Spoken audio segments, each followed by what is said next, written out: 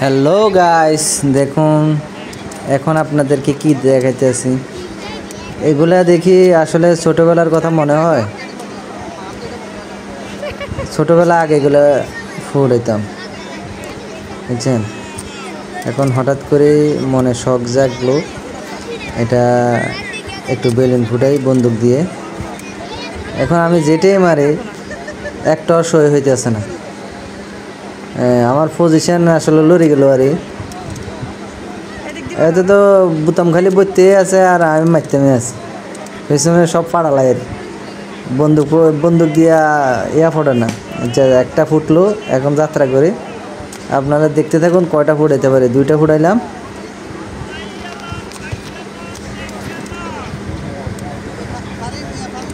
আসলে মারতে আছি ও বলতে আছে সিনের মেঝে লইতে হবে। তো যাক, আমি আর করলাম না, আমার বাচ্চাকে দিয়ে দিলাম। দেখি আমার বাচ্চা ফুটাইতে পারি না। মাশাল্লাহ, আসলে এটা আলাদা একটা শখ। ছোটোবেলায় অনেকে এগুলা ফুটেছেন, দেখছেন নি।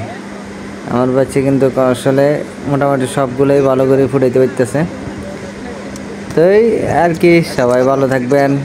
আর ছোটোবেলা মেলা টেলা যাইলে সবসময় ছোটোবেলার কথা মনে করবেন।